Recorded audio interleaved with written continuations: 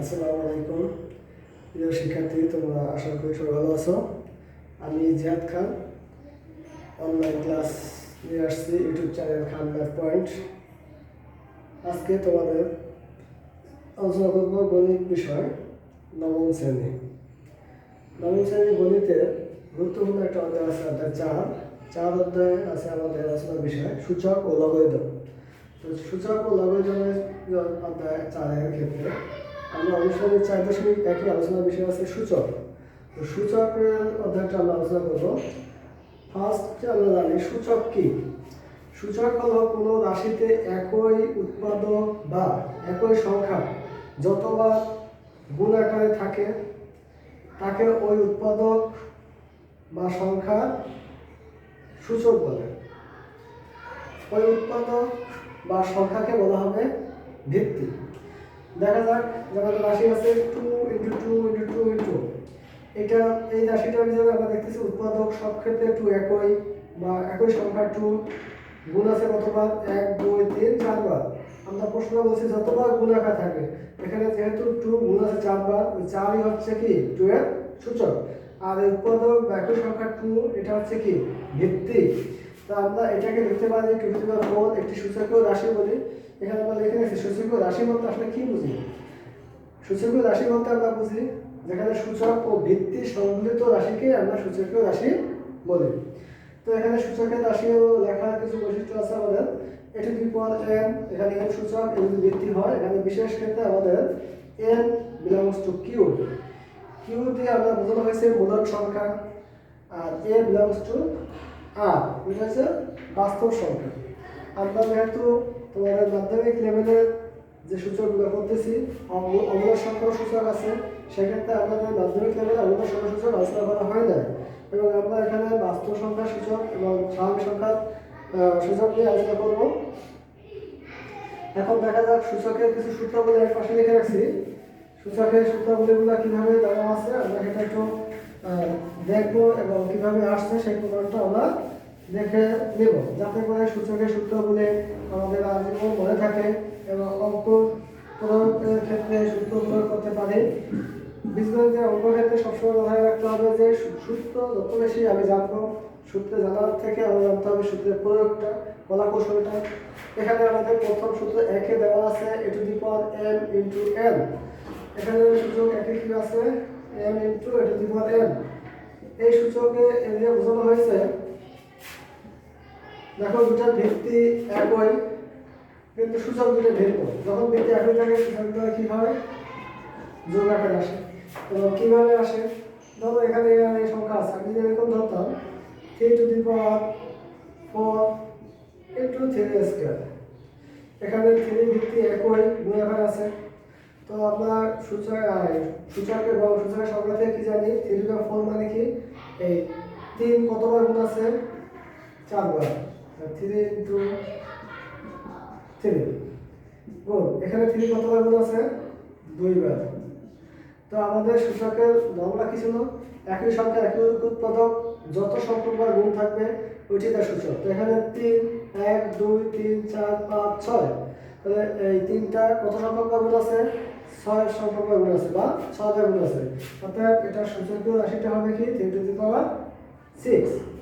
এখন এইটা কাজটাই আমাদের এই সূত্রের সাহায্যে করছে, যেটা দেখাচ্ছে যে আমরা যদি এটা সূত্রের সাহায্যে করতে চাই তাহলে আমাদের নিয়মটা কি ছিল 3^4 + 2 সমান কত আসে 3 to the power 6।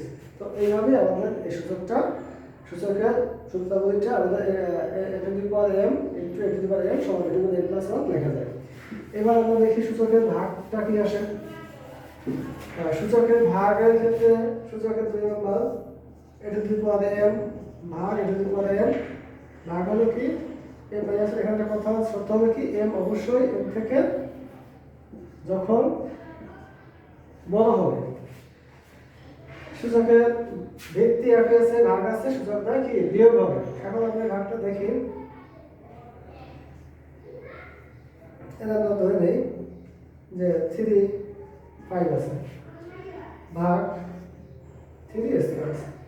তো আমরা একইভাবে সূচকের নিয়ম অনুসারে কি হবে 5টা 3 গুণ আছে 1 2 3 আর 5টা নিচে আছে কয়টা গুণ 3টা। একই রাশি দিয়ে ভাগ করলে ভাগ করা যায় 3 আছে কয়টা 1 2 3টা আছে এটা সূচকে প্রকাশ করলে 3/3। তাহলে এখন আমরা এই সূত্রটা প্রয়োগে দেখাই কি হয় যে যদি আমরা এই সূত্রটা প্রয়োগ করতে চাই যে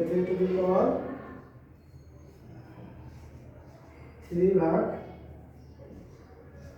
3 স্কয়ার সমান 3/5 তো লিখতে পারি 3/5 - 2 সমান 3/3।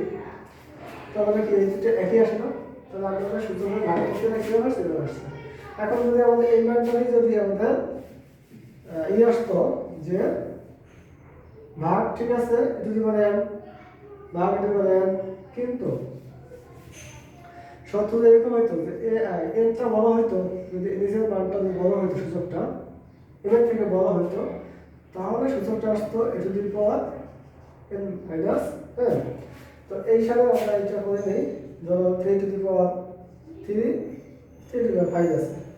তো আমাদের এটা স্বাভাবিকভাবে করতে গেলে কি পাইতাম 3 × 3 এখানে 3 কয়টা গুণ আছে 5টা 3 গুণ আছে 3 × 3 × 3 1 2 3টা 3 কাটা যায় থাকে কি 1 উপরে থাকে 1 নিচে 3 কয়টা আছে একটা দুইটা মানে কত 3 2। তো এখন আমাদের এই সূত্রটাকে আমরা এই সূত্র প্রয়োগ দেখাই 3/3 3/5 সমান কি দেখা যায় 1 যেহেতু 1/a ভিত্তি a n - n n বলতে হবে কত 5 - 3 1/3 স্কয়ার। তো আমাদের এটা সূত্রটা এভাবে আসে লিখলাম। তো এরপরে সূত্রটা আমরা একটু দেখে আবার 3 নাম্বারটা 3 নাম্বার আছে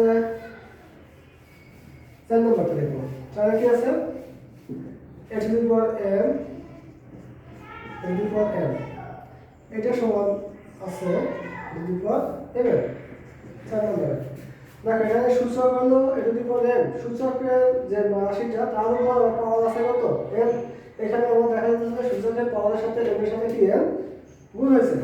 আসলে আমরা যদি দেখি এই সূচকের নিয়ম অনুসারে এটা মানে হচ্ছে কি যেমন ধরো আমরা বললাম a⁴ 2 এর মানে কি বোঝাচ্ছে a⁴ পুরোটাই একটা কি ভিত্তি এই সূচকটা একটা ভিত্তি এর পাওয়ার মতো 2 এটা সূচক তাই সূচকের গুণনীয়ক নিয়মটা কি হতো কয়টা 3 আছে দুইটা 3 আছে তার মানে আমাদের কয়টা 3 দুইটা 3 আছে। তো এখন যদি আমরা হিসাব করি যে 3 যেহেতু আমাদের কয়টা দুইটা এখানে a3 কয়টা আছে একটা দুইটা তিনটা একটা তিনটা আমরা দেখো 1 2 3 4 5 6টা আছে এই আছে কয়টা 6টা আমরা কি এটা দি পাওয়ার 6। তো দেখো এটা আমরা যদি সরাসরি গুণ করে দেই এটা দি পাওয়ার 3 দুগুণে 6 আমরা এখান থেকে সূত্রটা লিখতে পারি যে সূচকের পাওয়ার সূচকের রাশির পাওয়ার যদি একটা পাওয়ার সূচকের রাশির পাওয়ার থাকে সেক্ষেত্রে সূচকের সাথে ওই সূচকের রাশির পাওয়ার গুণ হয়ে যাবে তাহলে এটা টু দি পাওয়ার n সমান টু দি পাওয়ার n।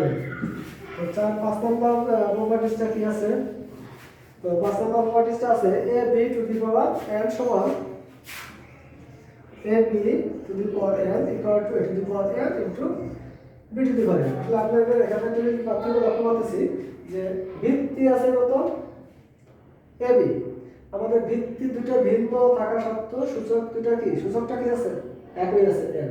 সেক্ষেত্রে যদি ভিত্তিতে আছে কি গুণ আকারে আমাদের সূচকটা প্রত্যেকটা ভিত্তির সাথে চলে আসবে মানে a to the power n সমান লেখা যাবে a to the power n into b to the power n। তো 5 নম্বর সূত্রটা 6 নম্বর সূত্রটা আছে এবার সূচকের ভাগ প্রক্রিয়া আছে ভিত্তি ভিন্ন যখন ভিত্তিটা ভিন্ন থাকবে সূচকটা কি হবে a to the power n ভাগ b to the power n হবে। তো এটা আমাদের পেলাম। তারপর আছে সূচকের যে বৈশিষ্ট্যগুলো দেখি সূচক বৃদ্ধি এটা আছে a to the power 0 equal to 1 যখন n not equal to 0 a 0 হতে পারবে না 0 হলে এটা আমাদের মান নির্ণয় করা সম্ভব নয়।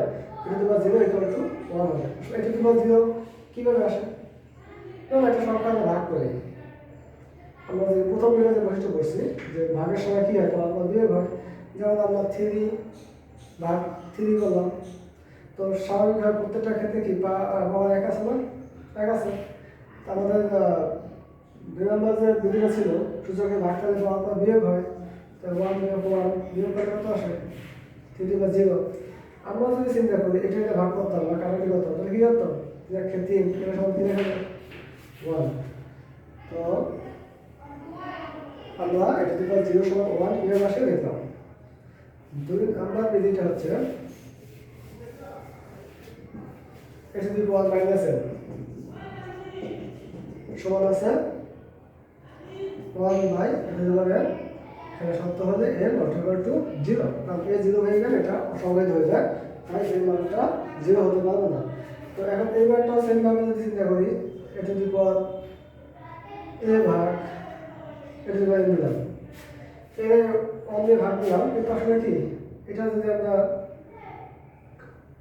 এখান থেকে লিখি 1 ভাগ এটা যদি n লিখলাম তো 1 এর মান তো আমরা আগে পাইছি কি যদি 0 1 লেখা যায় এবার n ভাগ প্রক্রিয়া আমাদের পাওয়ার পর কি বিয়োগ হয় 0 মাইনাস n হয় তাহলে এটা যদি পাওয়ার মাইনাস n তাহলে আমাদের এটা থেকে কি রেশিওটা পেয়ে যাচ্ছে তো এরপর এটা দেখি আমরা রুটের মানটা যে কোনো ঘন রুট a আছে রুট ওভার a এটা সমান লেখা যায় এটা যদি পাওয়ার কত রুটের মান আমরা সবসময় জানি কি হাফ তো এখানে শর্ত থাকবে যে কখন হবে এর মান অবশ্যই কি হতে হবে শূন্য থেকে বড় হবে বা শূন্য সমান হতে হবে অবশ্যই পজিটিভ মান হবে কারণ দুটোর ভিতরে নেগেটিভ মান গ্রহণযোগ্য নয় কারণ আমরা অবাস্তব মান দেওয়ার এখানে আলোচনা করি নাই অবাস্তব মান বের করা সম্ভব নয় তো সেক্ষেত্রে আমাকে অবাস্তব মান আসবে মাইনাস মান গ্রহণযোগ্য নয় এই জন্য এর গ্রেটার ইকুয়াল 0 হবে তো সেক্ষেত্রে রুট ওভার n আছে এটি ইকুয়াল হাফ এখন যদি আমরা এই রুটটাকে যদি n আকারে প্রকাশ করি n ঘন মূল n মূল আকারে লিখি তাহলে এটা লেখা যাবে রুট ওভার n এখানে একইভাবে এই মানটা 0 থেকে বড় বা শূন্য সমান হতে পারবে 5 6 নম্বর সূত্রটা আছে দেখো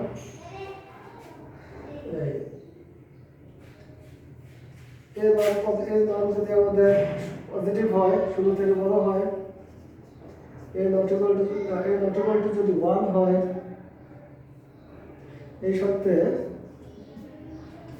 যদি আমাদের একটা সমীকরণ সূচকীয় সমীকরণ আছে এটা টু পাওয়ার x এটা টু পাওয়ার y সূচকীয় সমীকরণের দুটো ডান পাশ এবং বাম পাশ আছে ডান পাশ এবং বাম পাশের ভিত্তি দুটো একই থাকে যখন তাদের সত্য হবে এর মানটা অবশ্যই পজিটিভ হবে এর মানটা কখনো 1 হতে পারবে না তখন আমরা লিখতে পারি সূচক দ্বয় সর্বদা সমান আবার একইভাবে যখন a পজিটিভ এটা উপরে লিখি উপরে আছে